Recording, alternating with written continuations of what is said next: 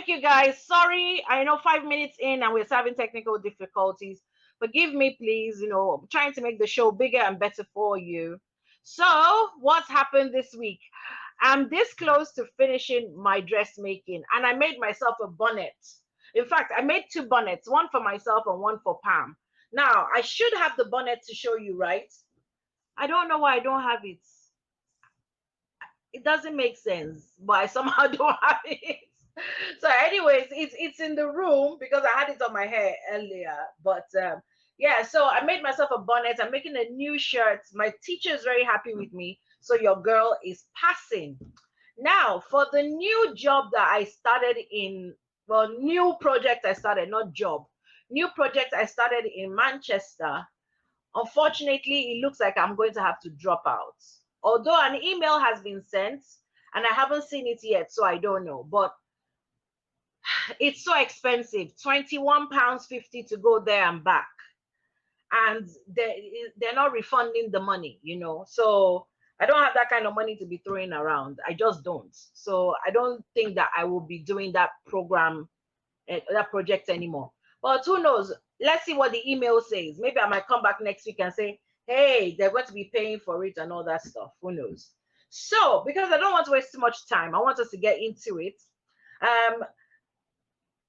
The topic today is, what are the wrong reasons for working together in a relationship? And I'm sure you must be wondering, what does that even mean? Now, please, if you are on my page on Facebook and you're trying to see this and somehow you're on the link, I'm so sorry, because we've been trying everything to make sure that it shows on both my Facebook and also on Ron's Facebook, because Ron is moderating today. I'm a bit tired. I've been ill all day. Well, since yesterday. I've been ill since yesterday, so he's taking the stress off me. Unfortunately, it's still not showing on my Facebook, but let me just send out a message quickly.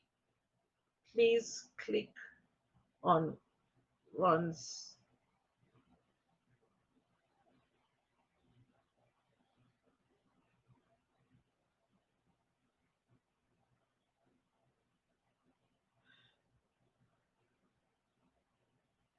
Okay, so I'll put out a message saying, please click on Ronald Monye's page to join us on the show. So hopefully people will click on that and they'll be able to join us, because I don't want my usual crowd to not be part of this. Ronald, I hope you've made your page public, because if your page isn't public, then people can't join, and I can't even see Ronald.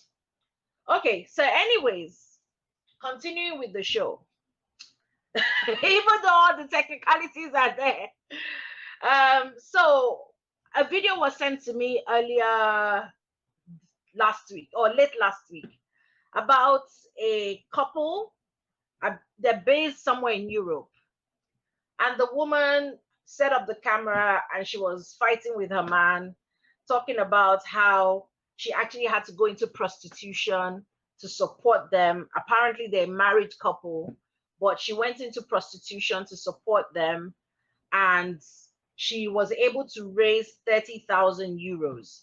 Now, even if she's premium rates, like maybe 1,000 euros per person, 30,000 euros. Do you know how many people you have to sleep with to get 30,000 euros?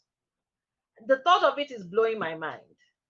So anyways, she gets the money, gives it to him, and the guy actually agrees and said, yes, I built us a house. I built us a house in Africa. I don't know where they are from. They were saying Africa, so I don't know what part of Africa they're from.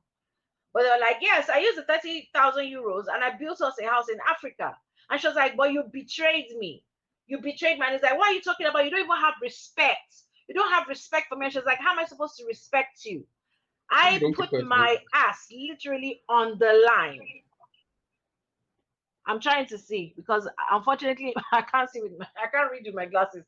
So anyways, so she's like, I put my ass on the line, raised 30,000 euros, gave it to you to build us you know, for an investment back in Africa. And apparently the investment was a house.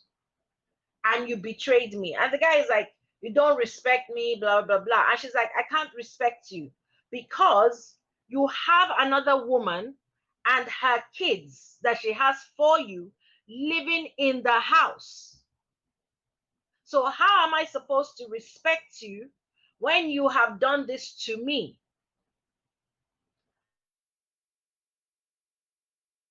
Okay, well, I've been giving you signal in this relationship before we got married that I didn't want to marry you, but you simply refused to listen. Okay, by this time I'm rolling my eyes so much that it's practically seeing the back of my back. So anyways, the guy says, I've been giving you a signal. He's like, oh, you've been giving me a signal. You've been giving me a signal. And that's why you went and took my investments, the money that I worked for to put another family. And he was like, well, I didn't want to marry you, blah, blah, blah. And the video ends. Guys, crooners, my croon squad, please, oh, let's talk. Real talk. In the first place, I'm like, I have not seen the man that Abi Idowu, will go and prostitute myself in the name of it. He wants to do an investment. Mr. Man, if you want to do an investment, then raise the money. But there's no way on earth I'm going to go and do prostitution. If I'm doing prostitution, I'm doing it for my own pleasure, my own enjoyment.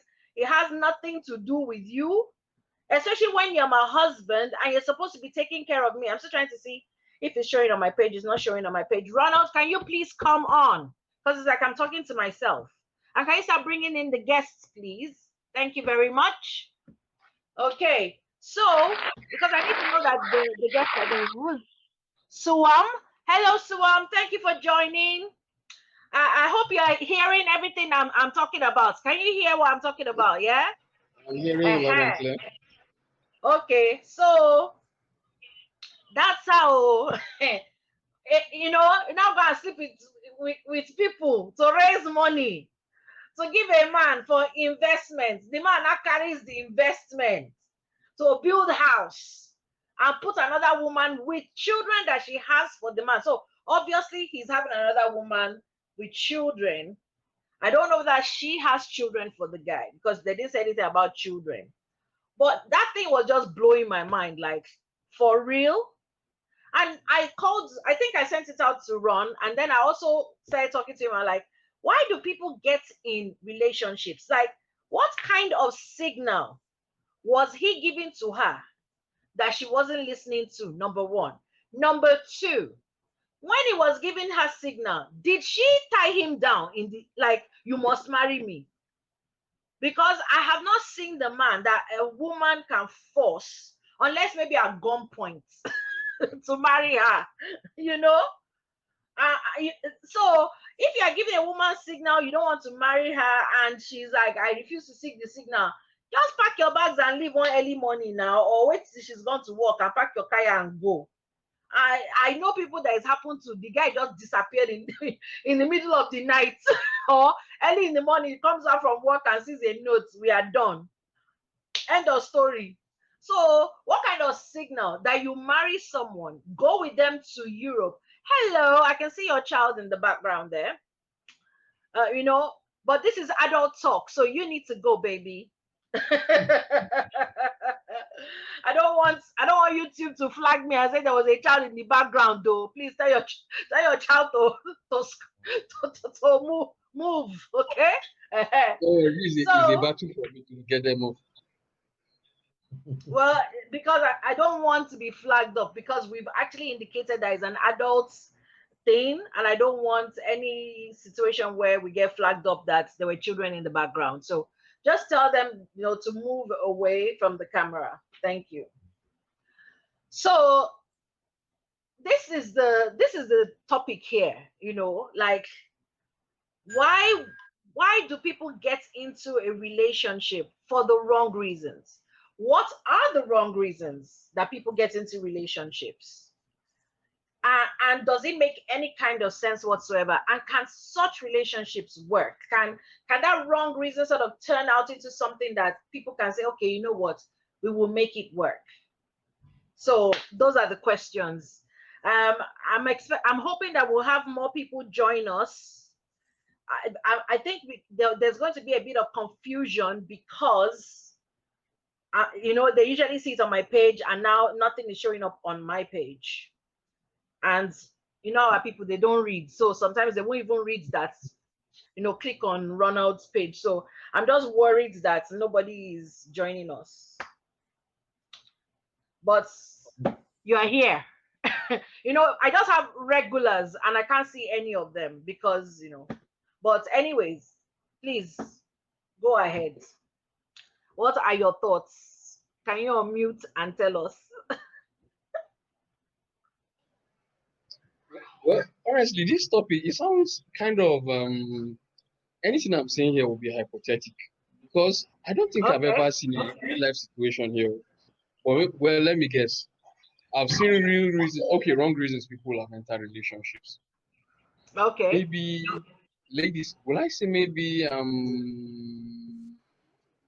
well, I don't know if I'll be right to call it insecurity. Sometimes you are growing older,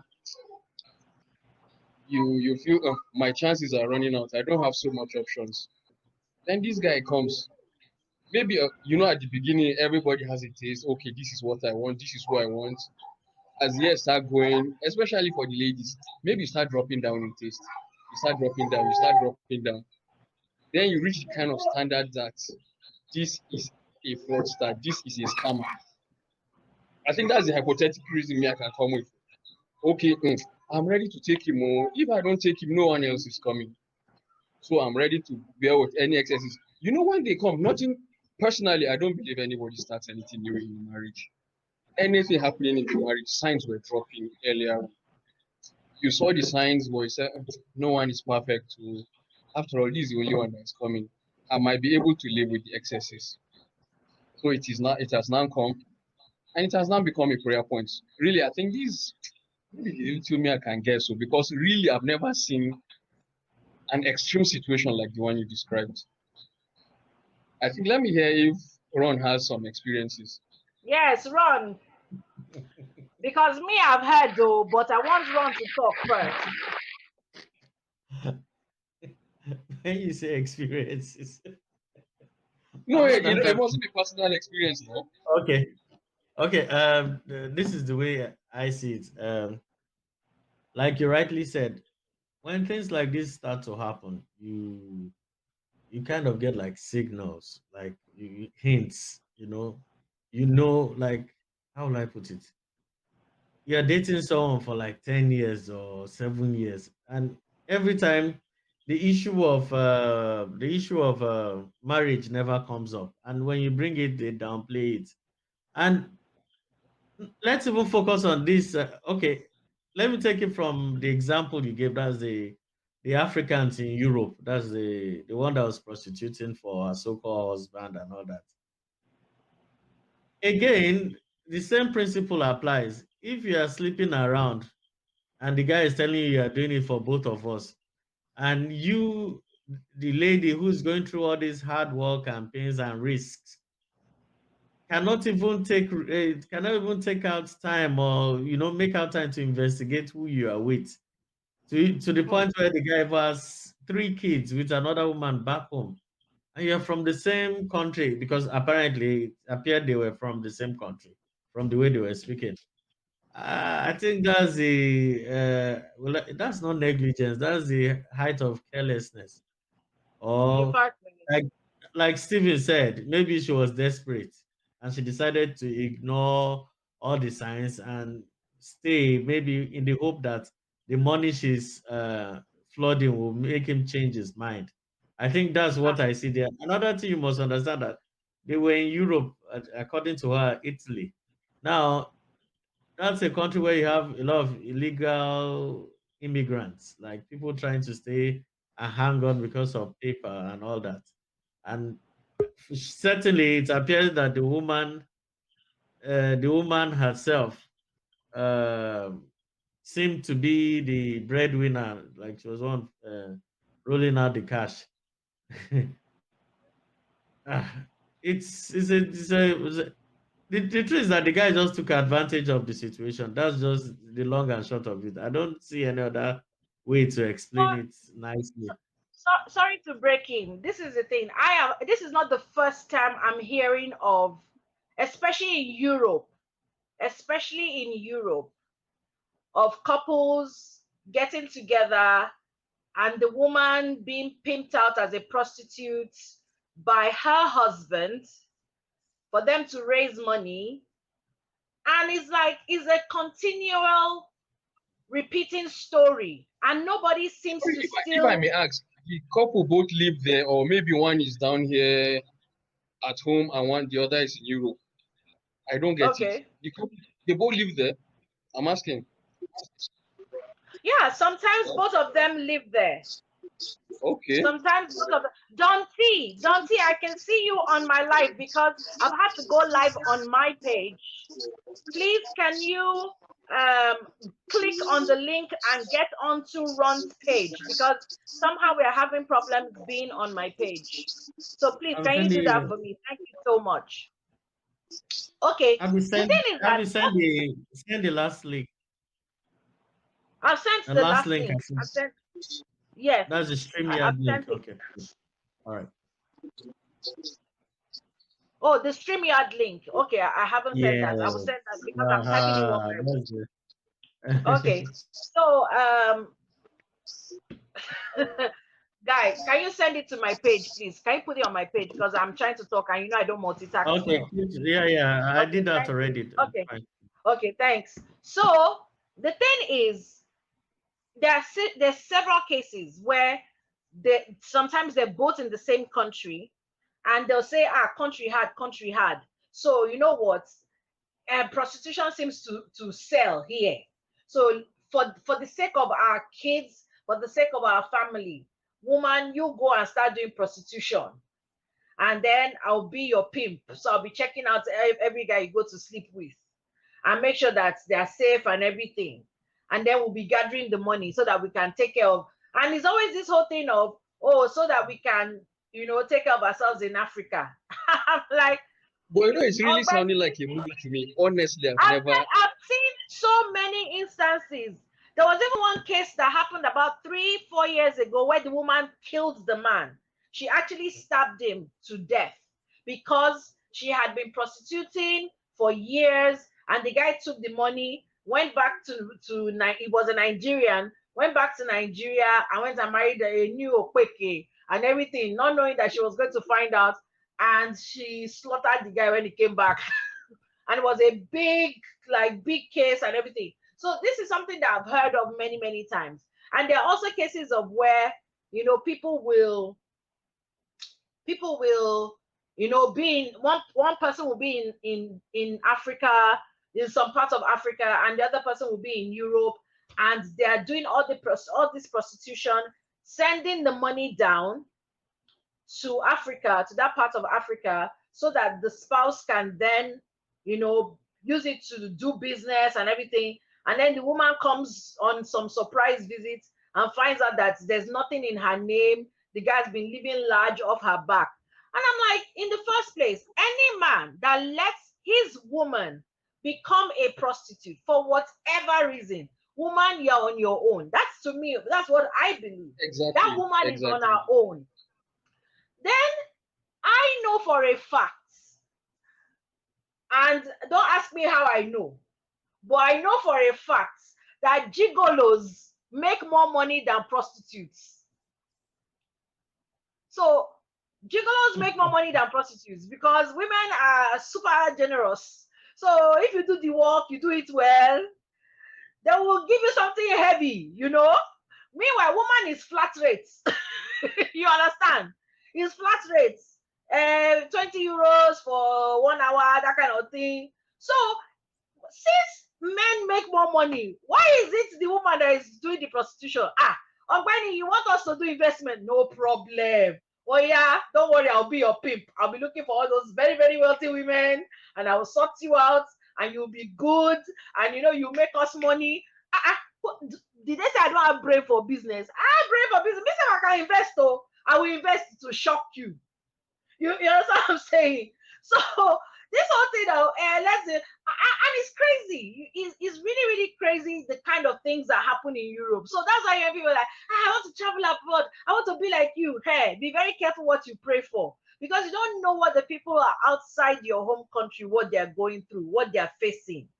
I know of a person that's because again, this whole marriage for documentation comes in play also, because those are part of the wrong reasons that people get into marriage. I know before I got my documentation, hey God, someone is calling me. I have to cancel this. It's my mother.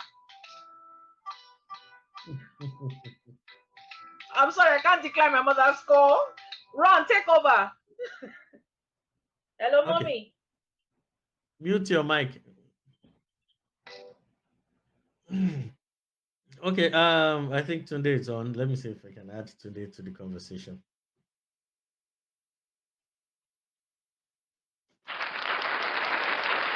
Okay, Tunde, can you hear me? Your mic is mute. Hello, Tunde? I can hear you, sir. Yes, I can hear Okay, you. good. Okay. So the topic for discussion is this. It's a story about the usual story about African couples in Europe, especially Italy. Sorry, I just saw my mother. I said, you're calling in the middle of my show. Okay, I was explaining to Tunde. Sorry, Ron. Yes, Ron, continue. So I was explaining that these situations where you have couples who move to Europe, either the woman bringing in the guy to Europe or the other way around, where the husband or the male partner sends the lady out to prostitute to get income for the family, and only for the last minute for the guy to ditch the lady for someone in quotes better than her, because it now sees her as something dirty and all that. Meanwhile, in the first instance, he was the one who initiated her into this lifestyle. So we're trying to say that at what point should a woman in that situation have sense enough to know that, okay, you are being used, pull out. So that's like the summary of the gist. Am I right, Abi? Yes, sorry, I want to switch off my fan. It's making so much noise. Okay. So so we're discussing at what point. Now we're using that as a baseline to discuss other things like how long should people be dating or wasting people's time? How long should or what should how much should you take for you to know that, okay, this relationship is not for me, I need to move? So this is the real crux of the matter today. Yeah. When do you know when it's time? So I was actually sharing. Ron, thank you so much. I was actually sharing about a lady who got involved in marriage for papers. Now, when I came to this country and I spent some time, especially when I fell ill, I was propositioned with this thing like, we can find you someone. It will cost you £3,000 or £1,500. You pay the guy marries you, you go, you get your papers. And I'm like, if I had 1,500 or £3,000, do you seriously think I'll give it to a man to marry me? You think I will carry that money and go and look for at least, try and find maybe health or something? You think I'm actually going to carry that money and give it to a man? Am I mad? And for a long time, people kept saying, do this thing. And I was like, in the first place, because for me, even back then, I was very much in like, I want to get married. I want to get married to someone I love, someone who loves me, blah, blah, blah, blah. Then I got disillusioned with marriage anyways. And I'm like, I'm not even interested in the thing. So, but I was like, no, I know why I want to get married. I've been praying about who I was going to get married to since when I was 16 and all of that. And I'm not, even now, I'm not, okay, now it's a well-known fact that I'm not interested in marriage at all. So that's that. But I knew that getting into a marriage with someone for papers was not the route I wanted to go. Now, kudos to the people who do it. Now, some people have done it, and that relationship has turned out to work out so great. It's sorry. Okay, I think it was someone's mic. Okay. Oh, okay. And it's turned out to be so good, so wonderful, and everything. Kudos to them. But I also know of someone who got married for papers. I don't even know why the guy married her, because obviously he did not like black people. And he tortured this woman. He would pee on her. Like, he will wake up at night and be like, hey, he will wake up, kneel down, and he will pee on her. He showed this woman shaggy. By the time that her papers came through, she was literally standing at the door waiting for the postman every time, just waiting for the post to arrive. When the post came and her documents were in, the guy was still calling and saying, oh, what's that? She was like, oh, it's the milk something, something, something. She made up one excuse. And she left the house in exactly what she was wearing when she stood at the door and collected her papers, her passport. And you just wonder that, man, was it worth it? Because I'm not even sure that that document can last. Because if the guy now says, he writes to the counselor, because it didn't happen in the UK, it happened in a European country and all that. I don't know whether because I know in the UK they can take back their citizenship or their passport or whatever, they take it back. So, Tunde, thank you so much for joining us. What are your thoughts? Candy, thank you for watching. Please, can you click on the link to Ron's page? Hey, We're having problems and we really, really want you. We want you on the show because, you're my girl. So please join us. Thank you. Sorry, Tunde. hello guys. I think you've asked a fully loaded question in many ways. Okay. But I'm also kind of wary of types. I think that very often when people move to countries in the world, can sometimes be these stereotypes that you are trying to, I mean, look, let's break it down from this start point. How do you get your papers when you move abroad? One is you're born there. The second thing is that you have some sort of academic process that you process. And then lastly, the other option is this whole getting married, finding somebody to get married to you.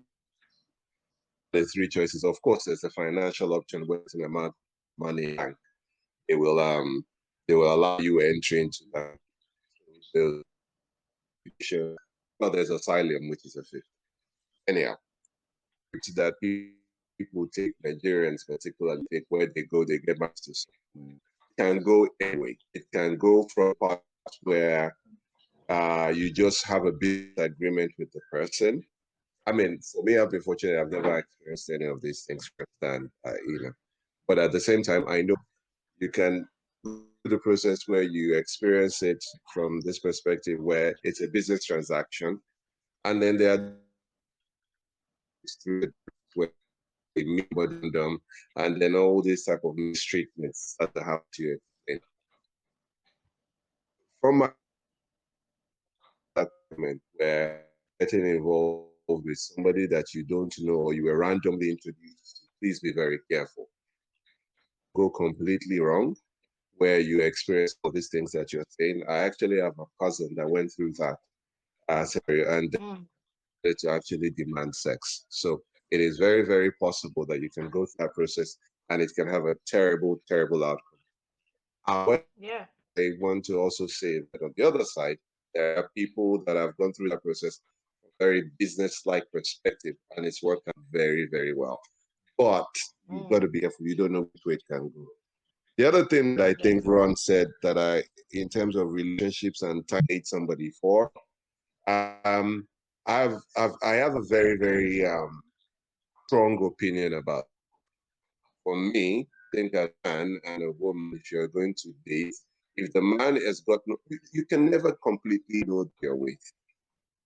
You will still be finding out about the person you're after 10 years, after 15 years, in some cases, for all you know. But I would say is that if you're with a woman and you're there for a year, you have a decision where that relationship, if I were the woman, I need to ask you very seriously. I'm not giving any man more than a year to play around with me as a woman, because that's my. Thank you. And that's just my. But that's all I've got. I don't know if that makes sense. Yeah, in fact, you are generous, giving a year, me 6 months. If I ask you what are we, and you tell me we are but pencils in the hands of God, I will carry my pencil and go and sharpen and go and write somewhere else. I'm not staying. You know, so when I said 6 months, I said a year, by the way. So when I said a year, can you hear me? Sorry. When I said a year, what I meant is that by a year's time, you should be clear where you are. You should arrive at your destination. Meaning, if you are getting married and that 1 year, you should know where you are going. If somebody is dating you after 6 months, there's no clarity of where you are going. Run like a headless chicken if you're a woman. Run away from that scenario. There's no point in that. He doesn't have any clear idea of what he wants to do with you. After 6 months, he's not the one for you. You're so right. So right. Because if in 6 months you're asking a guy or you're trying to sort of figure out, because look, the thing is that you see a lot of women say, oh, I can't ask him where we are because I'm afraid that he's going to leave me. Then, sweetheart, he's going to leave you anyways. He's going to leave you whether you ask or you don't ask. So just ask so you know where you are. Because you know, again, two of you get into a relationship, you might not want to define it initially because, come on, we just started, we're getting to know each other, that kind of thing. And then, okay, things are getting serious. By 3 months, maybe you're now staying in each other's houses, you're cooking for each other, you're doing things together, you're making plans. Once plans start to come in, Mr. Man, my time is precious. I'm not asking for marriage in my own case. However, are we exclusive? Is it you and me? Are we planning on a relationship? Not every relationship has to end in marriage. Some people just stay together. Well, the law then recognizes it as common law, which is fine.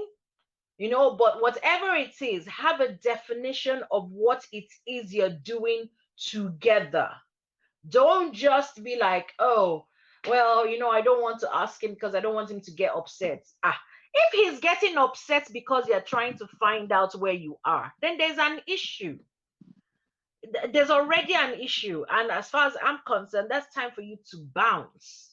Because the mistake a lot of people make, and I made that mistake, so I'm talking from experience, staying in a bad relationship because you're scared that you will be by yourself.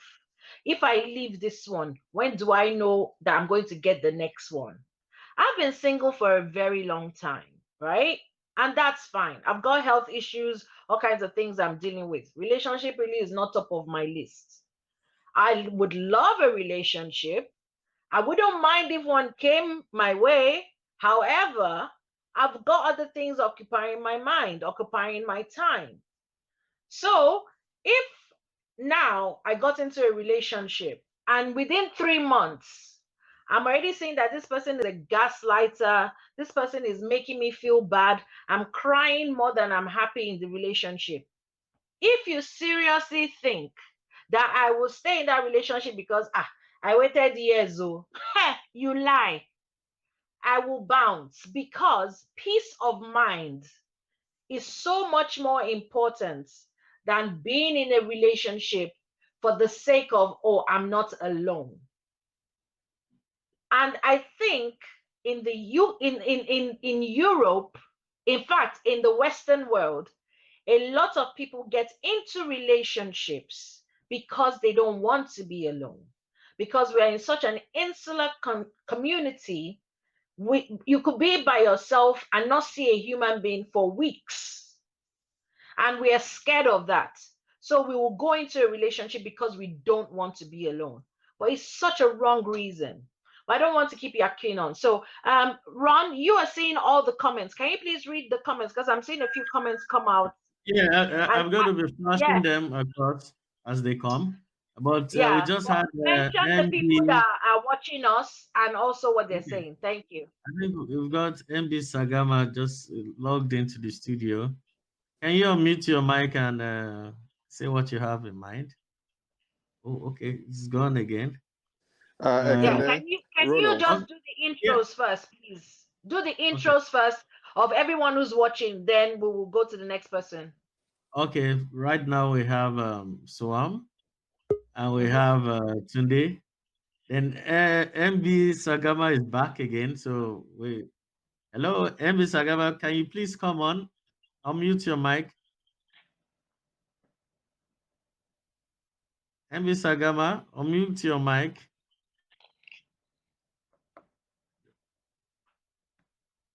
I hope everything is okay. While he's figuring out how to unmute the mic, this is the first comment that came in, so I'll just keep flashing them on. Can you see? Can you see them on the screen? Yeah. Okay. So can you please mention everyone who is watching us, thank them for watching, and also say if anyone is putting a comment, what their comment is. Okay, Barry says, nice topic. Okay. One of the viewers from Facebook. Then we have Fatima Esu. She says, all man to himself. She's not even going to wait. She's not even going to wait. Then we have your friend Bookris. Bookris, thank you for watching. She says, interesting topic. So apparently she's watching it from your Facebook. Thank you. Thank you. Okay. And then let's go back to Tunde. Let's see. He was trying to chip in something just now. Hello, Tunde? Hi. Yes, I'm here. So I was just going to say really briefly that for those who are in the West, there really isn't a reason why you cannot define your relationship early on, or at least within 6 months. I think if you're in, for example, Nigeria, there are so many facets to the society that makes it difficult for you to maybe make this kind of decisions early on. But I think you would find that most 20, 21-year-olds in the West have the ability to have their own place, their own car, their own job, and they're self-sufficient quite early on. Not because the guys in Nigeria are not as equally as clever or as intelligent or whatever way you want to describe it. It's just because the society permits you in the West to be more to have these things at an earlier stage in your life. That's just the way it is. It's not a way to sort of look at anybody in any part of the world as though they are not one way or the other. But anyhow, the point I'm trying to make is that you would find that those who are in the West, because they have access to a lot of the things that a woman needs in a man for you to be settled, that means they should be able to make that decision a lot earlier. If you find a man who is in the West, who is telling you he needs a year and a half to decide who you are, that doesn't make any sense. It doesn't make any sense. Yeah, at all. Because Oga, the same way you're observing me is the way I'm observing you. And if I can do it in a year, and the thing is, you will never know anyone completely until you actually get into the relationship with them. So it's important that, don't waste anyone's time, right? Hello? Absolutely. Yes, absolutely. You're correct. Don't waste anyone's time. And I think for women as well, there's a certain time that when a woman is, I think there's a certain age range between 25 and 30 that I always say, to me, I feel that time is so integral for a woman that you really don't want to mess around with a woman between 25 and 30. Because extend it beyond 30 now. You're excluding some of us. So. No, you misinterpret. I think you misinterpret me. No, what I mean is, No, I'm joking. I'm joking. I know, but between 25 and 30, if you're a woman, that's a huge, that's an important period in your life that, as a man, you really don't want to spend that time with any man that is messing around with you. Yeah. Because very quickly after that, it can become quite challenging to find somebody. Oh, yeah. And because of the notions that a lot of us have been groomed with, you have to be with an older person, you have to be with somebody who has accomplished this and accomplished that. And especially when you yourself, you've accomplished a lot of things, if your pool, the markets, the market pool becomes smaller and smaller and smaller. Like, someone said to me, Abi, that, be honest with yourself, the only man that will be available to you now is a married man. You can only take the position of a second wife. And I looked at the person like, are you for real? Because, honey, look at this baby girl. I've been dating men who are younger than me, who are single, and they do not have a problem with my age. So, excuse me, my gene pool is not as small as you want to make it. But for a lot of women who the thought of dating a younger man is just like anathema to them. They're like, nope, I can't do it. Their gene pool is immediately shrunk because they're only looking for men within a certain age group, men who have achieved a certain thing, and therefore they can't even give space to maybe somebody who is a year younger but is single and has accomplished a lot of things and all that stuff, and they just can't. So sometimes we are our own problems, we as people, not women now, but we as people, because even some men will be like, I can only marry a woman who is from 20 to 29. Anything, and she must be fair, and she must be from this, and she must have that. And all these prescriptions that we give, sometimes we just use it to limit ourselves. And of course, when someone is saying a 40 something, because let's be realistic, you're a 45-year-old man, 50-year-old man, and you want to come and marry 18-year-old. In what planet? Like, what do you have in common? Nothing. If you're going, is either you're going with a woman who is slightly younger or a woman who is slightly older. Okay, PK said all the selections start dropping off as the years go by. Now, before we call the next person, Ron, can you please call every single one who is watching us that you can see, thank them, and also read out the comments. Thank you. Yeah. So we still have S Truel. I can't. S Truel, yeah. And we've got MB Sagama, of course. Thank you for watching. Tunde, Swam, you and myself. Thank all of us for watching. Yay. And in the comment section, we still have we've got something from Paul. Basa Bulomu Paul. He says, points from Tunde are very nice. See, Tunde already has fans. Thank you. He has fans, right? Barry White.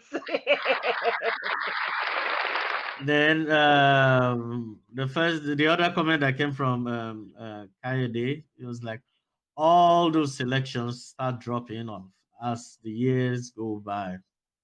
Well, in a way, he's right. Okay, yeah. I don't want to say, yeah, okay. Then he commented again and said, Who else? Kayode again. At a point, it will just be a question of it is the opposite sex and of age. Is it the opposite sex and of age? So basically, are you available? The available becomes desirable. Like, men, if you are breathing, you have a pulse, you are good to go. Anybody else who's watching us? Because I don't want to miss out on all the people watching us. No, apparently people are just watching from Facebook, but not through the app. Okay, that's fine. So thank you everyone that is watching, because I can see a number of people who are watching us. Thank you so much. I'm sorry because I am doing live, but I'm actually showing my tablet so you can see the conversation, and the screen isn't very clear, but I'm sure you can hear what we're talking about. So I just want to apologize again. As you know, we are trying to make it better and better. So we'll try different things and see what works and what doesn't work. So just, forgive us. So anyways, so that's one thing that people get into relationships with. Now, is there anybody, because I'm seeing two other people that haven't joined us. That Strudel, I'm not saying the Yeah, name right. true. Yeah, Strudel wanted to say something. Can you join us, please? he's in the studio. Yeah, that I'm asking him to join us. Can he Okay, unmute himself? Newell, are you there? Okay, it apparently says network problems. Okay, MB Sagama, we're waiting for you. Can you unmute yourself? MB Sagama. Okay, maybe they just want to Hello. review. Okay, yeah. Hello. Yes, please join us. Hello. What are you? what are Sorry, the I wrong joined reasons for working together? sorry, I joined it late. I'm at the tail end of the discussion, so I've not still gotten what you guys are discussing about. Okay, So let me can repeat. you? Yeah, Okay. let me repeat to you. We're saying Okay. the question is, what are the wrong reasons for working together in a relationship or in a marriage? So basically, what are the wrong reasons that people get into relationships for? Some people get into relationships like in the West. Some people get into relationships for papers. Some people get into relationships because they're deceived into it, thinking that, oh, we have a common goal, and you know what, I have to do something wrong, like maybe, well, not wrong, but something that is not maybe societally acceptable. So I might have to go into prostitution to raise money for us so that we can develop something in back home together. And then they get into that union, and then the woman finds out that the man has been deceiving her all along and he has another family. A woman can bring a man over, although I haven't really heard of cases like that, but I'm sure it happens, where a woman will bring a man over and next thing she's pimping him out to all her friends and collecting money so that she can live a high life and all that stuff. So again, people get into marriages or relationships because they're afraid to be alone. They don't want to be alone. They don't want to grow old by themselves, or they want children, and the guy looks like the speck that they've in their head. They're like, if me and him combine, our children will be fine. So I'm going to marry him, or I'm going to be in a relationship with him. So people get into relationships for all sorts of reasons, a lot of wrong reasons. So we just want your take on it. Okay. I think my take on it, what I'm going to say is that, first of all, I think what we're saying about people getting wrong, mostly with people that know why they feel like when they entered into the marriage it was wrong. Like if I say myself, I cannot say that I know what's the reason for working in a wrong relationship because I've not really experienced it. It's people that have experienced it that will be able to tell us how they feel it was wrong to them, what they did wrong, or why they felt it was wrong to them. So that's why I'm just going to say my little for now. But maybe I'll contribute later down the road. But that's what I can just say for now.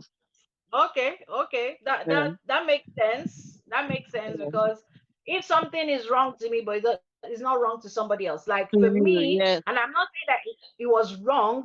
I just said it's Mm-hmm. not my style.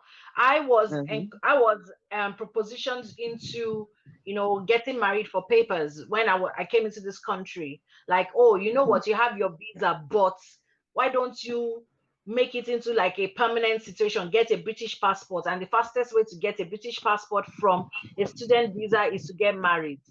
And I was Yeah. like, so and it was, I paid 3,000 and this person will marry. I'm like, if I have 3,000, you think I'll give it to a man? Like, Mm-hmm. no. As a student, I have 3,000 and I'll give it to a man, and I don't even know what that man is going to do to me, because it's not as if you pay that person and immediately you get married, they immediately give you your red passport. You have to go through Yeah. all kinds of things, all kinds of checks and balances before they would finally give it to you. And they might not even give it to you. They might say, you know what, we're not really convinced about this marriage, and you've gotten yourself involved with somebody, paid them, Yeah. so that money is gone.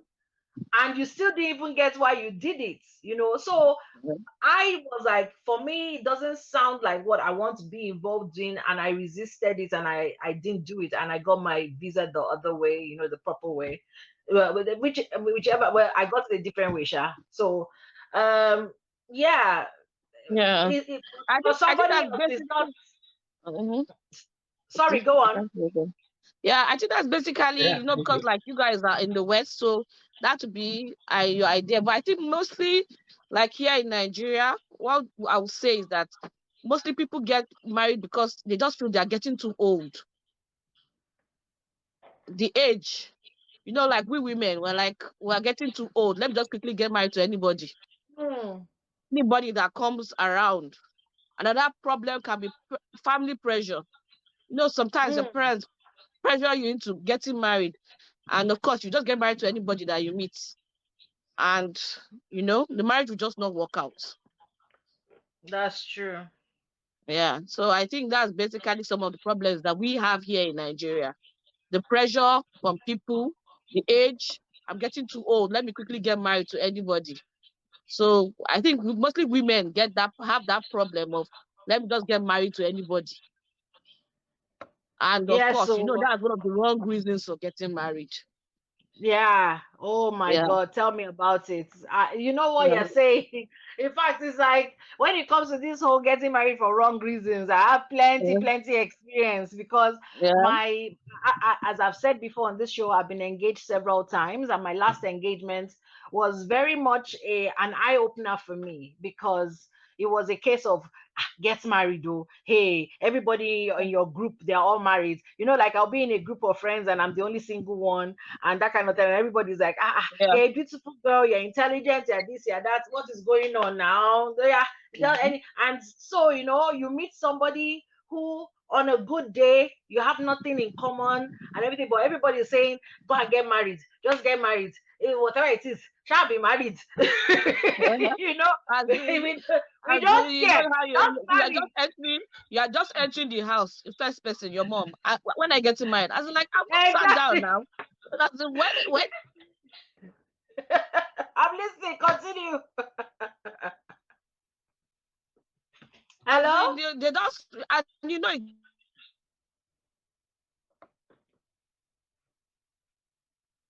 I think the network hello, is yeah, giving. sorry. I think Yeah, network. yeah, I'm having network, a little bit of network issue. sorry, Yeah. So, yeah, but you go know, on. you just, as in, even everybody, even whoever is around, just says, "Are you getting married? Let's get married."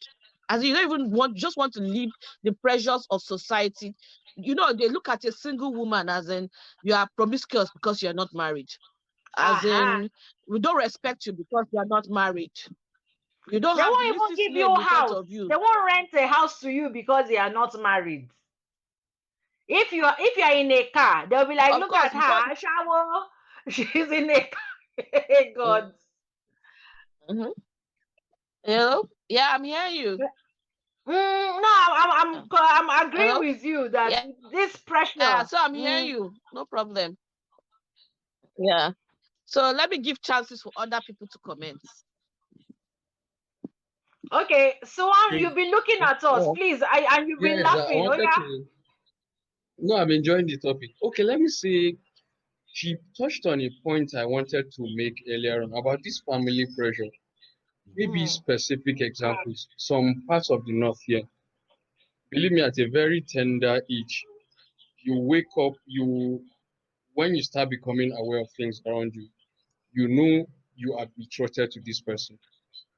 mm, You know you are destined in quotes to marry this mm, person. That is what your parents have made you feel. So you've automatically entered into a relationship with that person. You grow day by day, you know, this is the person I'm meant to end up with, I'm meant to get married. Maybe you've not made much friends. You start going to school, this level of school, the higher level of school. Of course, you grow. When people grow in your circles, your tastes are changing. Maybe mm-hmm. the end will become a different reason. And then I'm thinking of something else. Maybe I didn't really look at it earlier on. This how do I want to say it? Because I've seen a couple of cases where it happened. The man is older. He knew the lady at She was much younger than him. So he trained her most of her school days. When she grows up, she has a kind of payback. She has to marry him out of gratitude. End up getting married. I've seen a couple of people. They ended up getting married. Though one of them, they are still doing fine. But I don't know. It could be one of the, as far as me I'm concerned, okay, you help me, you help me. I don't know if you help me to get married, though.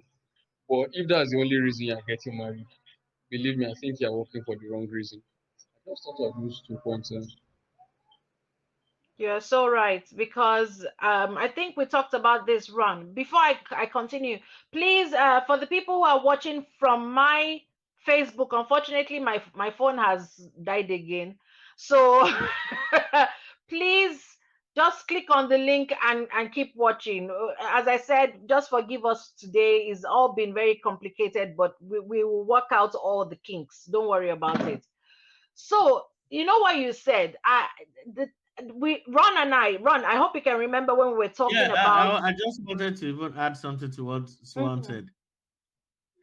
In fact, the reality is people who are betrothed are not under pressure to get married. Like he said, they've already known what's going to happen.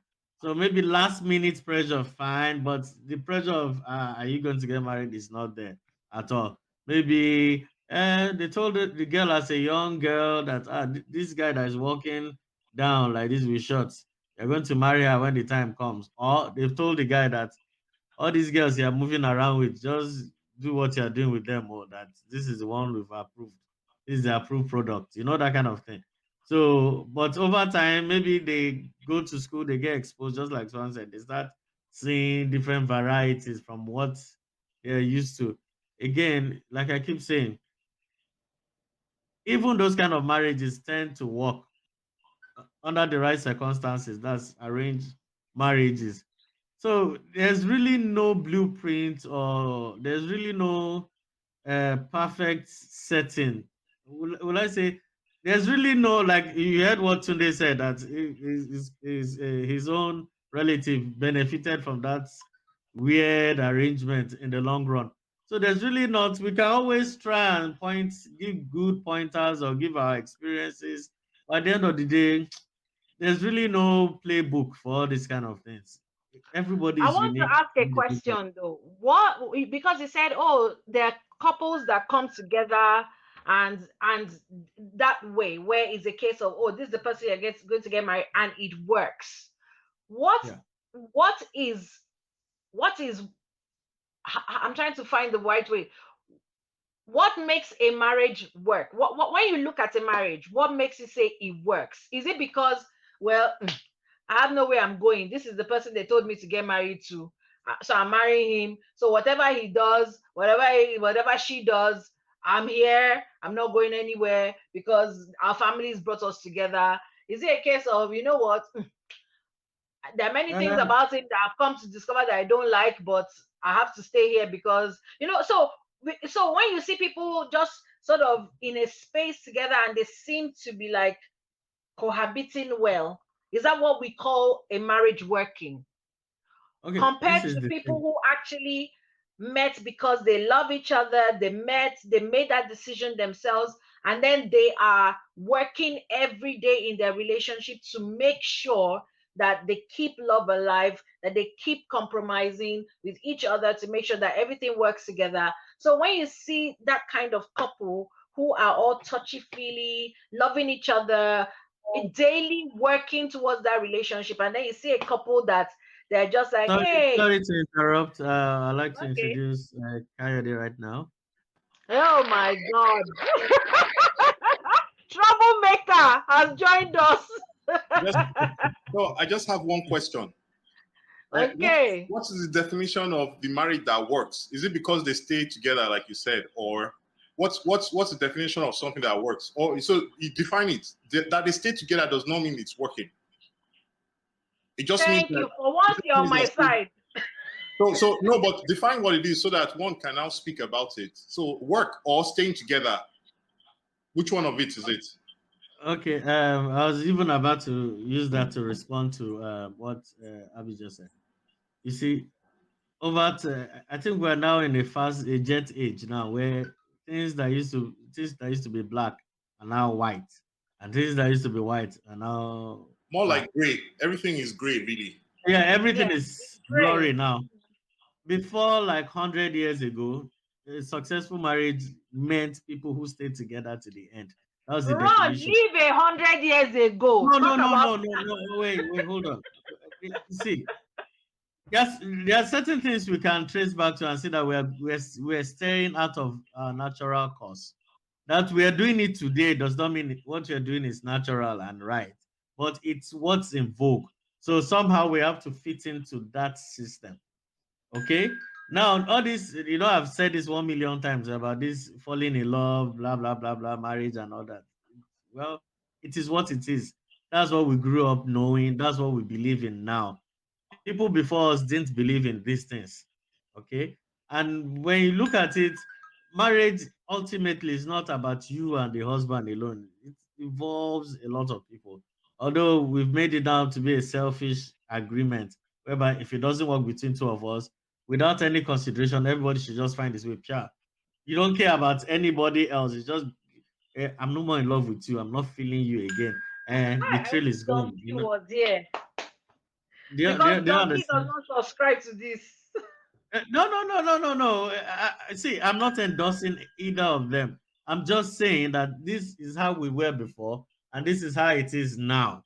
It's Remember me, I'm still married, so I'm not subscribing I to. want to point out something to you, Ron, because every time you're always going, oh, 100 years ago, it did like this and this and that. But one thing you have to understand is that it's human beings that determine culture, that determine how society functions. So because they did it 100 years ago, doesn't mean that they were doing it right. That was what was in vogue then. 100 years ago, a man could marry 15 women. It doesn't make it right. So because something was being done 100 years ago, why are we letting dead people determine how we live our lives? We are the ones who determine how life is to be lived, not people who have died 100 years ago because they I never couldn't go said away. either. I Wait never a said minute. either was right. Oh, wait, but let me also point out something. You do understand that the thing about wedding gowns that is so in vogue now, it only started when? Before then, people just got married. They didn't wear anything special. Then Queen Victoria came with Albert and everything, and then a wedding dress was in vogue. Now, someone saying, oh, 100 years ago, or maybe 70 years ago, a wedding gown, so they got it right. So anybody who doesn't want to wear a wedding gown is doing it wrong. No, it's people that determine how they want to live. It doesn't mean it's right or wrong. It's just how people live at that time. So because it was done in the past does not mean that it was right or it was wrong. It just means that that's how they lived. So if we're living in this so-called jet age, this is how we're living. Things have moved. It will be crazy for me to have a smartphone and still be insisting on using a Nokia 3310. Because of what? So it doesn't, are you getting what I'm trying to say? It's us that determine how we're living, not some 100 years ago they did that way, therefore, or we are deviating. Because you said we are deviating from natural. Because they did 100 years doesn't mean that that's natural. That's just what was their way of doing things. What we are doing now is what's natural to us. So that's just my point. So PK, so, I think we had there. Somebody says marriage has nothing to do with love stories. I actually agree with that. So what I know about marriage is that the initial attraction, actually, sorry, there's a big mistake about marriage. That thing that pulls you guys together that's actually the least of the things that keeps you together, right? So that's, oh, she's really pretty or he's really all that at the beginning. That's almost like bait. That is just bait. That's all it is. Because the guy who had the afro suddenly becomes bald, right? The girl who was like, slim, never ever, slim Coca-Cola bottle, just moves to a different place and the shape changes. This is change, is constant. So what keeps marriage together, if it is based off of those very initial things, then maybe the remaining 50% that are still together will be gone. What keeps marriage together is actually a mindset of I'm committed to this no matter what. Right? And unfortunately, that I'm committed to it no matter what, also when it moves into abuse, it's that mindset still remains. That's the reason why a lot of times you see people remain in something that every other person will interpret as abuse. Because they in their mind is I'm committed to it no matter what. But at the same time, on the flip side of it, it can actually be beneficial where you actually pass through that rough phase, not necessarily the abuse, but the kind of things that, oh, he cheated or she cheated actually. And it's like, you know what, I'll let it go. As long as, you know, basically I forgive the other party.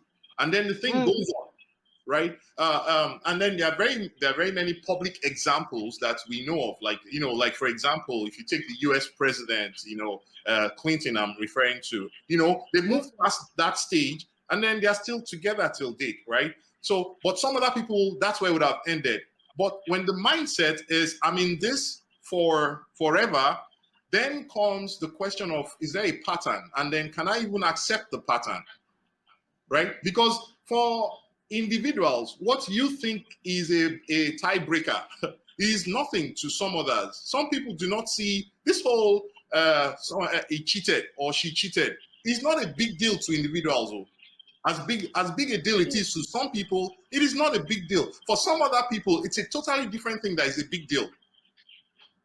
You can like go gambling. Yeah, you can go and do as many women as you want to do outside. Just don't bring them into the house. It's some people's mindset.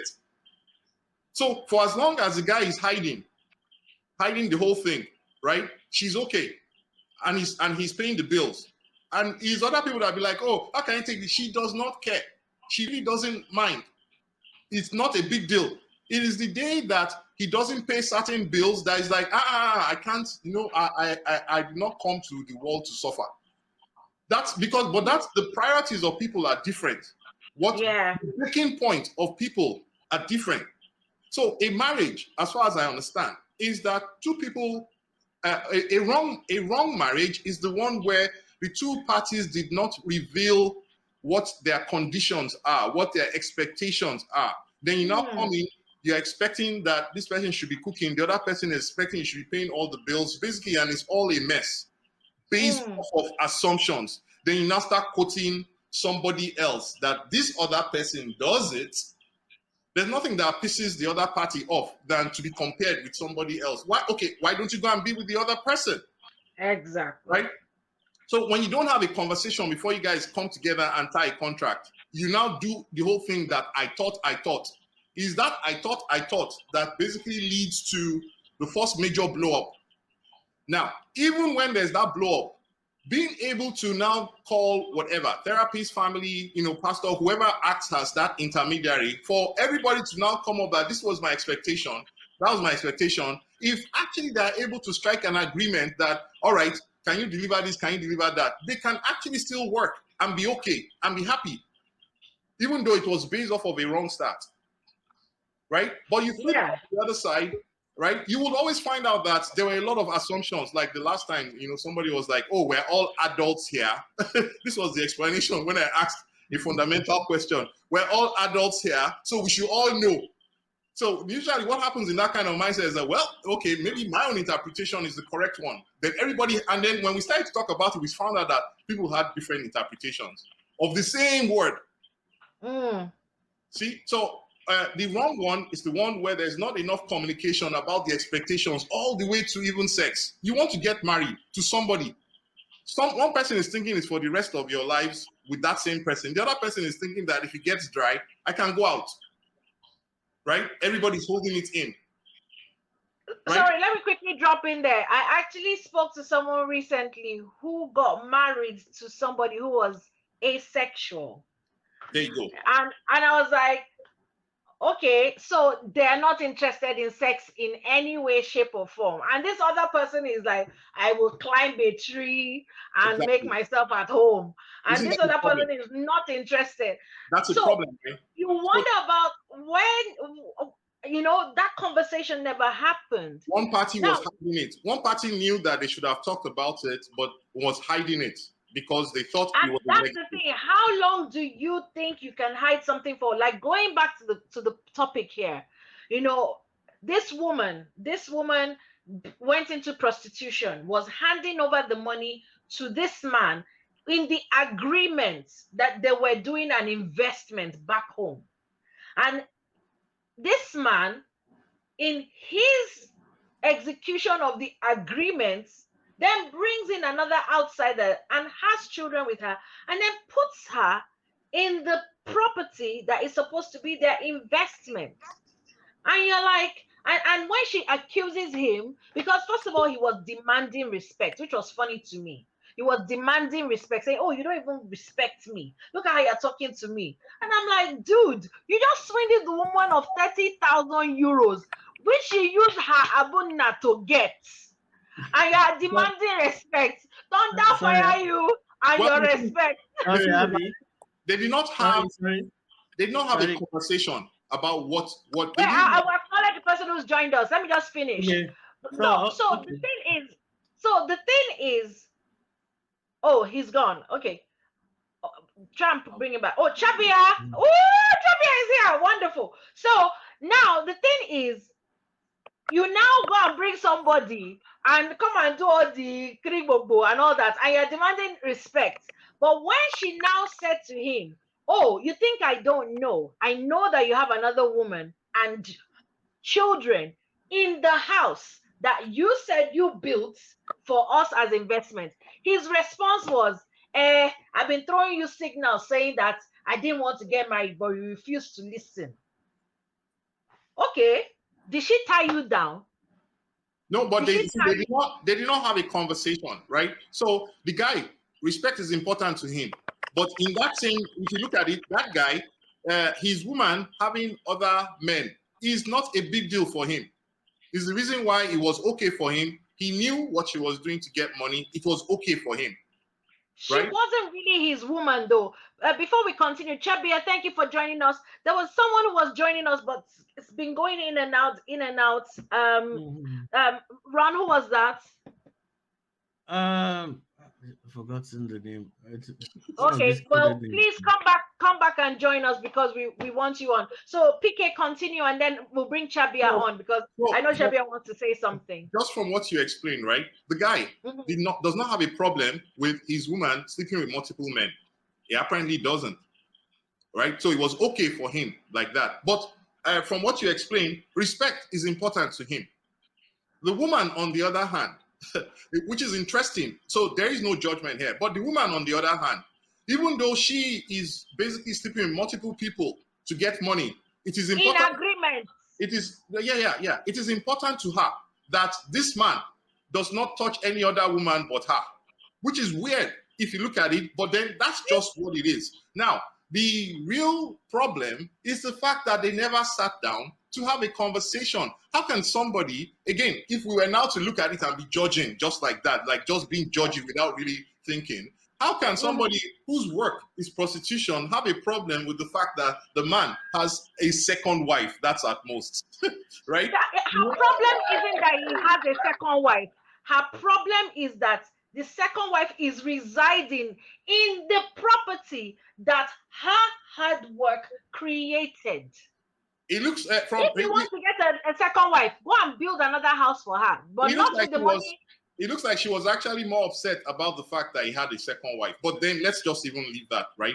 So fine, So again, the real problem is that the conversation never occurred. It was based off of assumptions. That really is it. So somebody is now feeling cheated. That you knew that this was in your mind. You did not table it so that we'll have a conversation. Then you started executing against it, and now look at where we are. So the guy who is saying, "I'm not getting respect," that's not the real issue, right? That's not the real issue. That he didn't want to be with the woman. But anyway, sorry, other people talk. Yeah, Chabia, please, because I can see you do like this. Chabia, join us. Let's bring in Chabia now. Okay.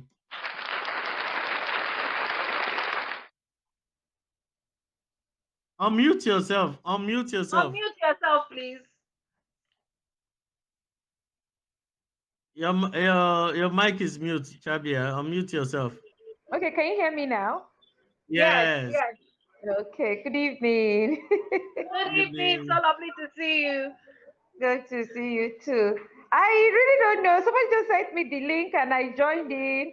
So you just made a point and I was like, okay, when I heard at least something you just said. So I really don't know what the discussion is about. Okay, let me Okay. summarize it. Okay, do you want to summarize? No, you go on, Ron. Okay, the premise of all this topic today is about a couple who are in Europe. The man, the usual story in the country like Italy, where the man, Africans, where the man asks the partner to go prostitute to make money for them so that they could establish in Nigeria. Now, the lady finds out that not only is the man not being truthful, but he has a wife and 3 kids back in Nigeria, living in the house used money from the income from prostitution to build. Yeah, it's his real family that is living there, and she's busy hustling and struggling in Europe to funnel all her resources to this guy. So we're saying, at what point should a man or a woman know that okay, the other partner is not serious enough to keep you or marry you? What are the signals you will see, for you to know that it's time to move on? Sure, people know that they've acted film about this thing, ba?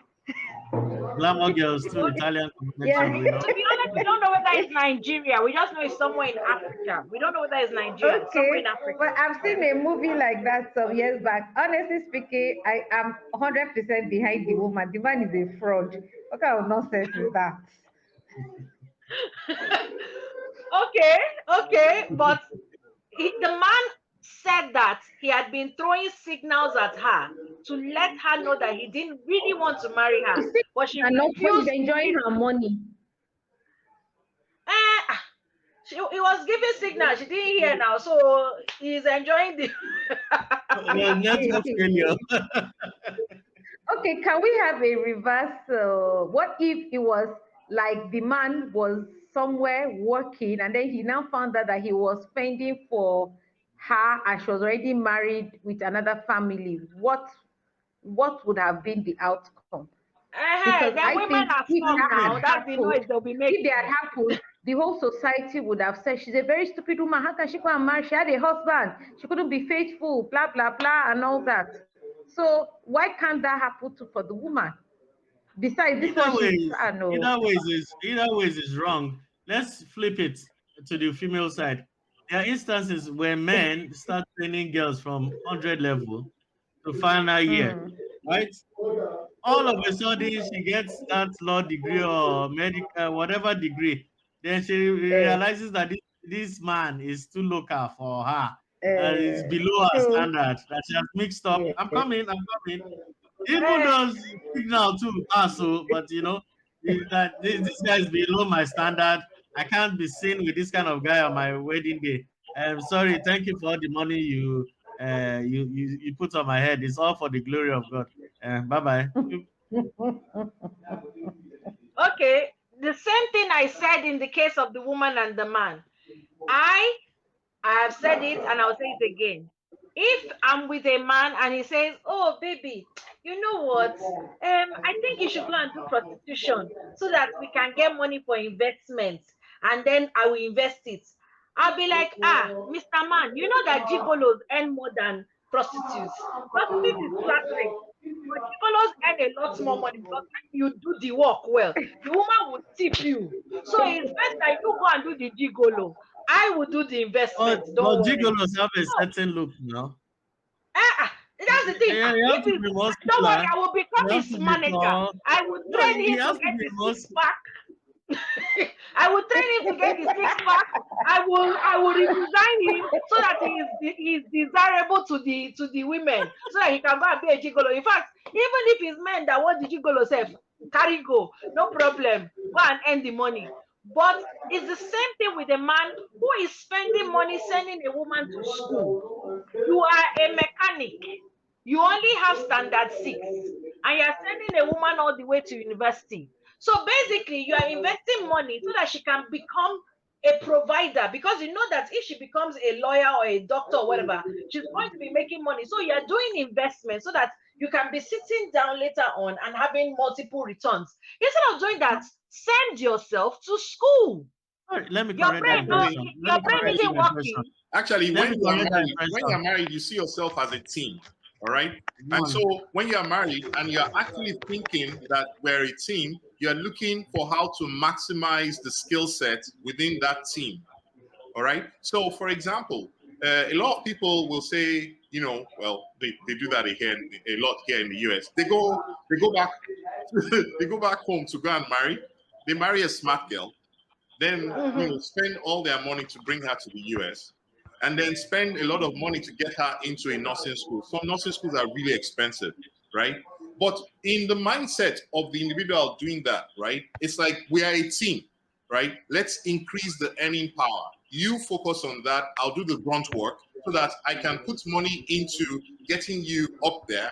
And you sometimes it's with the hope that when you get up there and we increase our earnings, I can now turn around and maybe pick something more. Not necessarily more education, but maybe I can get into real estate or get into, there are many other things. Basically, it's almost like yes, you think that you have formed a team with somebody you can trust with your life is the reason why you signed a life contract. You're trying to build so that at a point in time, two of you can retire. Then you see, all the marriages that have issues has to do with the fact that trust was broken. And trust is usually broken when conversations do not fully occur. When somebody is hiding something, right, that they know the other person might not agree to, or they think the other person might not agree to, and then the other person now finds out. That's what's usually very hurtful. It's not the act itself. It's the fact that there was a lot of, you know, the other party thought, I'm totally in this, good or bad. Meanwhile, one party actually was not thinking that way. It was almost like, you know, good, and then, you know, once I get to a level, basically, I'll drop you off and go after somebody. That's what leads to some of the homicides that you see. I'm not again. I'm not a supporter of all those things. But I'm just saying that when you look at it, that's what happens. Somebody feels betrayed.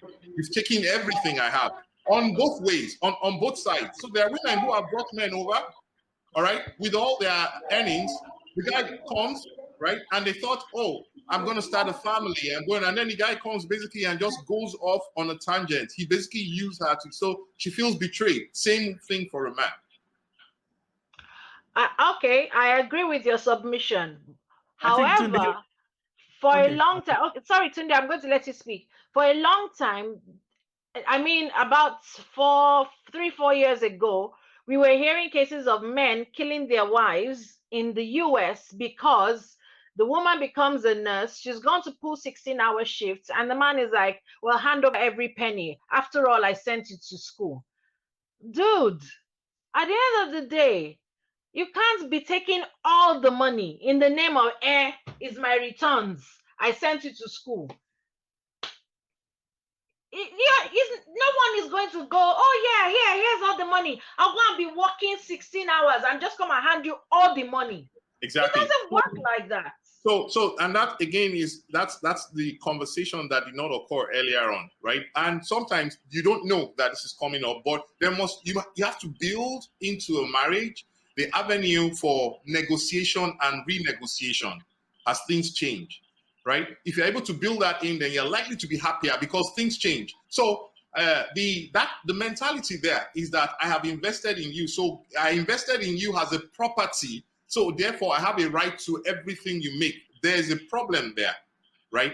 Even though it started with good intentions, it now basically goes into a problem area where it's like slavery, right? So because I put money in you now, everything you should make, you should come and kneel down.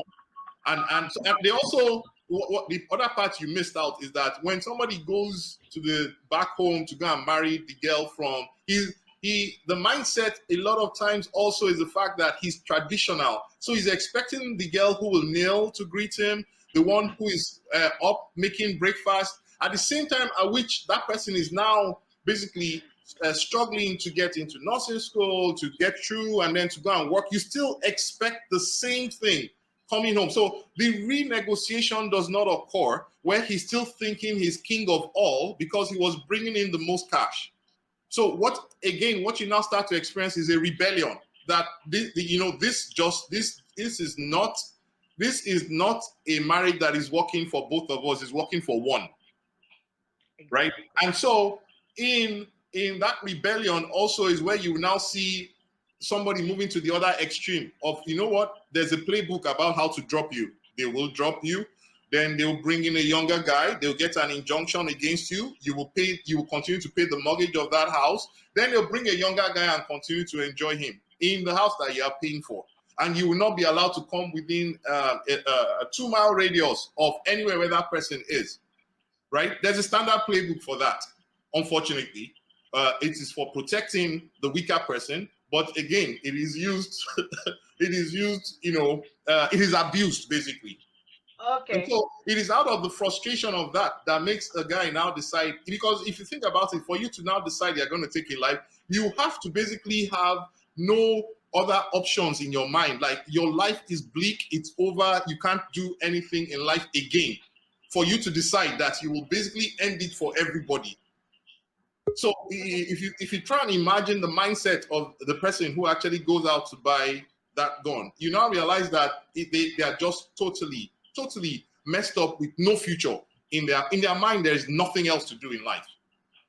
Right? But what drives them to that point is all these things happening. The guy thinks that he got the golden hen. But if there was some negotiation, he'd be like, well, honey, yes, there was a time I was the one making the food, but you know what? Money is coming in now. Do you want the money to come in, or do you want me to basically cut down the whole 16 hours? Let me do 2 hours and be cooking for you.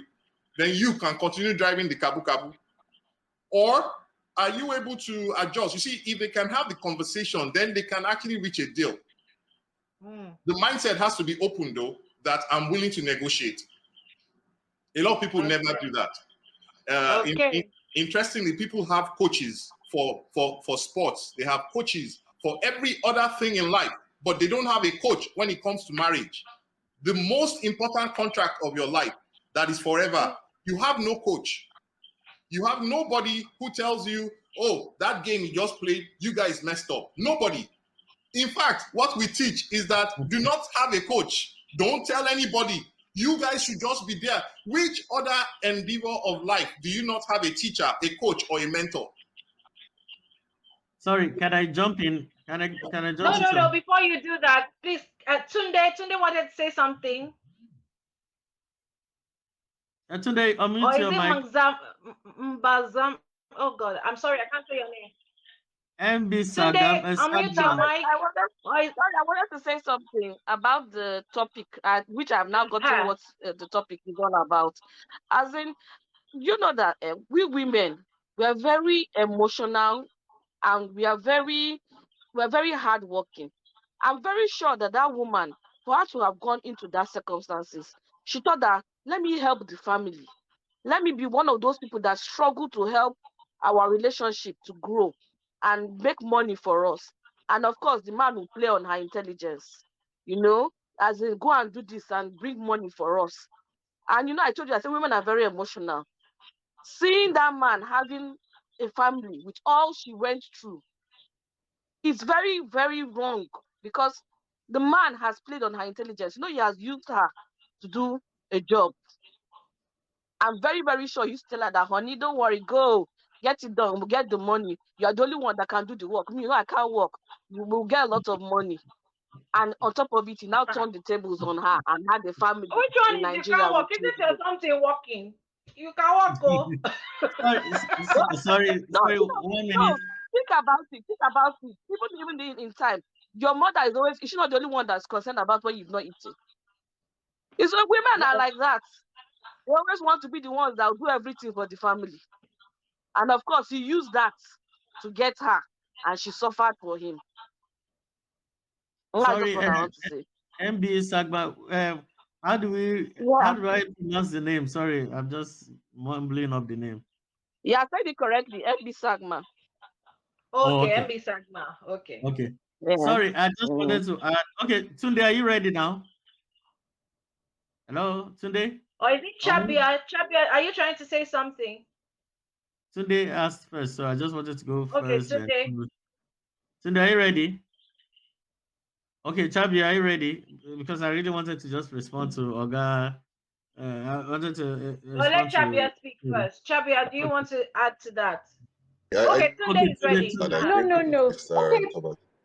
Okay. Hear me? Yes, we can. Yes, we can hear you. Yeah. We can hear you. Tunde? Hello, Tunde? Yes. Connection is I think it's network. okay. Okay, Chabia, you were speaking.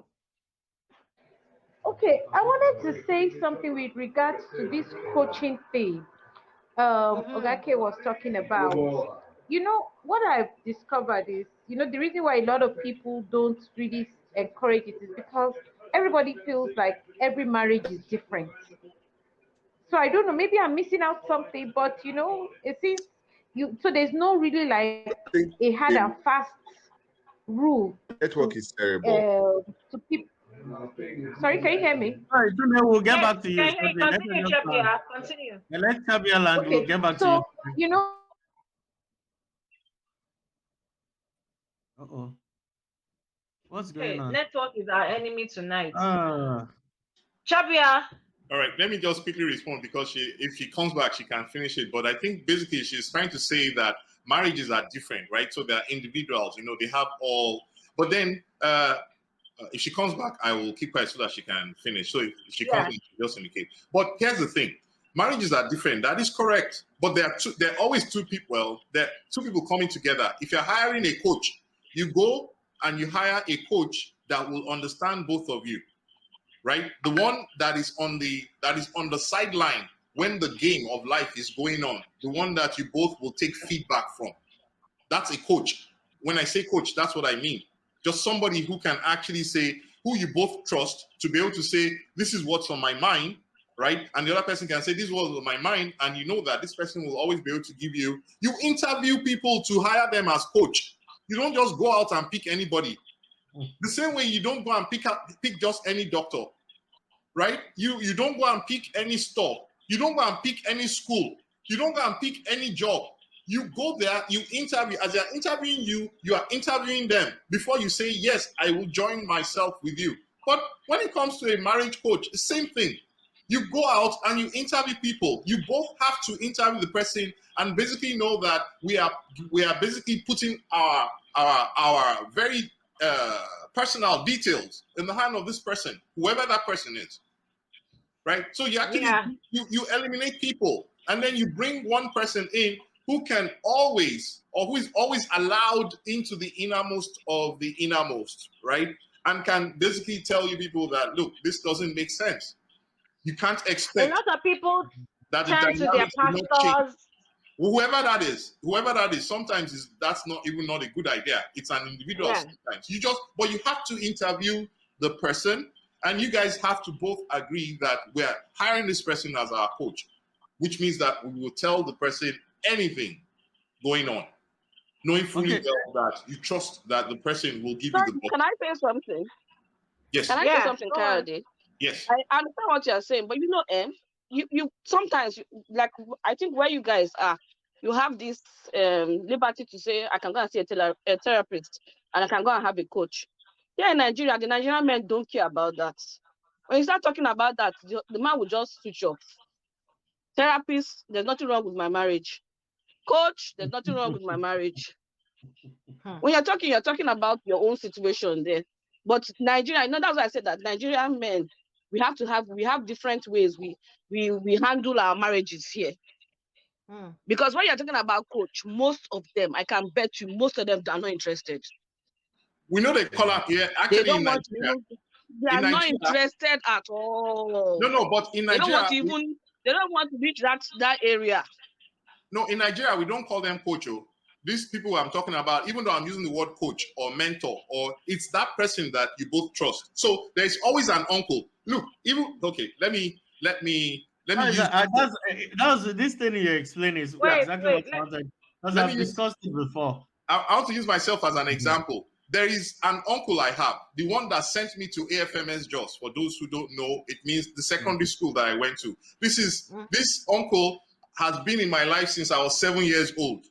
If the man calls me today, I will drop whatever I'm doing and I must listen to him. You understand? So when I say a coach, there's the person who can call you, and no matter how highly placed you are, you have to pause, right? Even if you can't answer them at that point, you have to say, you know what, I'll call you back. That's the amount of respect you have for the individual. So when I say coach or mentor or this thing, even though we're using all those words, I'm talking of that person that both of you can trust, right? You need to have somebody who helps you analyze. In fact, you should be going for checkups. What I mean by that is, for those kind of people, let's throw this to Nigeria, because sometimes they'll think that because they are putting a system around something or process and you're using all these high-sounding words, that it doesn't apply to Nigeria. In Nigeria, that kind of person, you guys have to put it on your calendar that you are going to visit the person quarterly, 4 times a year, 3 times a year. That's how serious the thing is. If it's a grand auntie somewhere, whoever that person is, the 3 of you agree that uncle, auntie, we will be coming to tell you what's going on. And there doesn't have to be a problem for us to come and talk with you. So that meeting is scheduled, right? Where you basically just go there and you have a checkup, the same way you have your medical checkup to make sure you are healthy, not on the day where your heart is beating, then you have died 2 hours later. It's the same way for a life contract that you need to have somebody that you both go to. You set those meetings ahead. You have to take the thing serious if you want good results. So it doesn't. Okay. I want to ask a question before Ron comes on. I want to ask a question. What if this coach, one person is now feeling that this coach is being biased against me towards this person? How do you convince the person who is receiving the good side to say, you know what, maybe we need to switch coaches. Maybe we need to change to a new coach because this person is no longer neutral. Because again, we know in Nigeria, we know how things are. Somebody in that union can be going and sending 10K every month to this coach. And then coach suddenly is now like, anything that happens between the 2 of them, the person that is sending 10K is always right. Sorry. Let me quickly. I was going to say that would mean you hired the wrong coach in the first place. No, let me just address it, because you seem not to see the gravity of what we're saying here. I'm saying before I got married, I was number 1 person against all this. Don't tell anybody what's going on in your home and keep it secret, because I was saying it because that's what I was hearing the society say. I wasn't married at that time. And my impression about marriage was happily ever after, bed of roses. Those were the impressions I had. When I started having certain conflicts, I thought, oh, my marriage failed, but it's a lie. Every other person I talked with or spoke with had the same issue. It wasn't something, marriage is not automatic. You don't just get married and everything starts falling in place. No, these are 2 strangers. The woman might be headstrong, the man might be headstrong. They might be set in their ways. Now we need somebody to break the tie. We need somebody that's why you remember I told a very close friend of mine who introduced a girl to me that he wanted to marry, and I asked him one simple question: who is it that this girl respects enough that when the person calls her to order, she will come to attention? Remember I said it. He said, oh, it's her pastor. I said, a pastor will not cut it. You know why? You could change churches. And once you leave that church, the loyalty evolves, the respect evaporates. That's it. She's not going to listen to him if you call the pastor.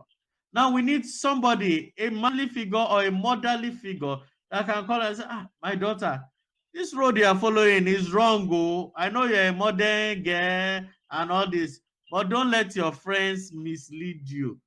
Your husband is right.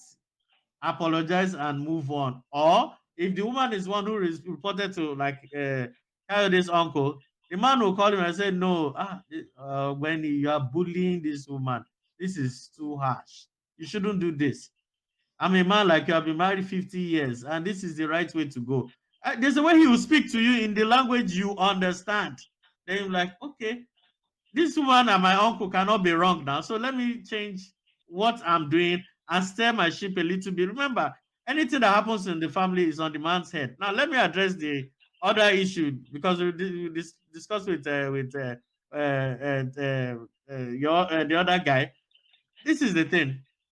The issue about a femicide in the US, about men killing their wives, it's not because the women don't want to be traditional. That's not the issue. The issue is that they bring these women in, then they go to those salons where that's the CIA for women affairs. They go to those salons, they spend like 5 hours discussing how they're going to break up the marriage, the advantage of divorcing, the That benefit. is not true. Nobody goes to a salon to go and discuss how to break up a marriage. I'm coming. I'm using a salon, for example. It could be the workplace, but let's just say it's a salon. Then you meet the committee of other divorced women and start discussing the benefits of divorce. Then all of a sudden, you sow a seed. Let me tell you, not all these women are bad from the onset. But the thing is that everybody, you bring somebody from Nigeria, she's impressionable. Anything you tell her, she'll swallow it, because she's trying to meet up with that international standard. She's trying to be seen as a modern woman. So anything these other people that were there before her tells her, she will accept it hook, line, and sinker. And again, I don't blame them. I don't knock them too hard because of it. It is what it is. Then you have the guts to come and tell the guy that sacrifice whatever, that, you know what, this thing is not working. Because she now has the boldness. Stand him right, because usually those men, they will have a girl here that they met, but suddenly she is too Western. She is Akata. They cannot deal with her. So they will now go home to go and pick some girl that they think that they can bully and mold and shape in whatever way that they want. And then, of course, unless they are caging her inside the house, the girl is going to go out. And when she goes out and sees how other people are living, she sees that nobody is kneeling down to give their husband food. Nobody is walking behind their husband. Nobody is doing that. He's going to change. Abi, we've heard a lot of suicide recordings from 911 in the US, where the man says what is making him to commit that suicide and femicide before he does it. We've heard like 3 or 4 of them now. We've heard the issues. After stating the fact, he kills the woman and kills himself. That is, you see, that's not done. He gains what? What does he gain? Hold on. Because this thing got the way he wanted it to go.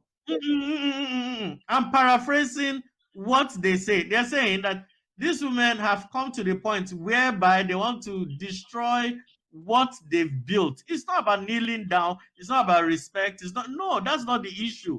The issue is that she wants a divorce. And on top of the fact that the guy is a driver, a taxi driver, you be nurse, you're a nurse earning higher. I don't know how they even do it in the US, where a higher earner will still have the guts to still strangle somebody that is doing menial jobs. I've never heard of it before, but it happens. Well, I don't live in the US, so I don't know. But this is my summit. Wait, this is the thing I'm submitting here. Mm-hmm. I believe that if you're in a relationship with someone, whether a marriage or a relationship, yes, it's good to want to develop somebody. But as you're developing somebody, develop yourself also. So if you're a cab driver or whatever, you can go to night school. You can do things that might not cost so much money as the nurse, but develop yourself. Because let's be realistic. You are a mechanic. You only did standard 6. Your view of the world and everything is very, very limited. It's very, very narrow. And then you send someone to school to where their views are become. You are no longer on the same level. You're no longer the same people anymore. You have nothing in common. And then you now expect that person, because you spent money. Dude, you had money to spend and you spent it. Okay, not that I agree. Wait, not that I agree, but I'm just saying that when you hear also what these people are saying, especially when it's now a case of I sent you to school and I sent you to nursing school and you've now graduated. So when you get your salary, it must enter my account. All of it must enter my account. Then I will get. The woman is like, okay, yes, you sent me to school, but isn't it my own brain I used to read? Is it your brain?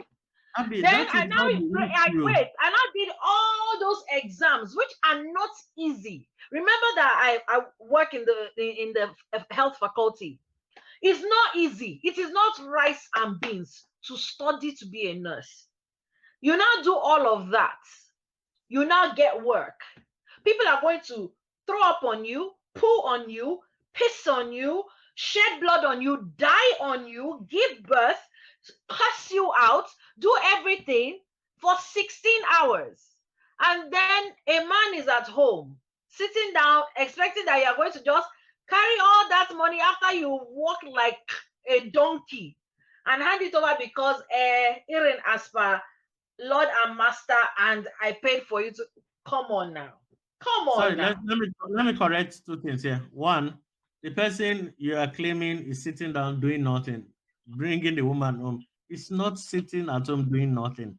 He's working. I just told you, they're usually menial job men, okay? And they are not young men. That's what makes it even worse because they are maybe in their late 40s and 50s when they made And this they didn't find arrangement. their age mates. They went to go and carry Smalley that they thought that they could cheat.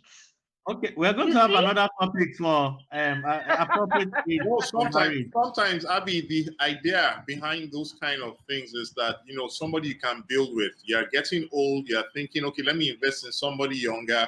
I will, you know, basically, I will pay the bills now. And then as the person grows into the higher earner and I am earning less, right? As a team. You see, when you're thinking of a team and the other But person is think thinking of about it.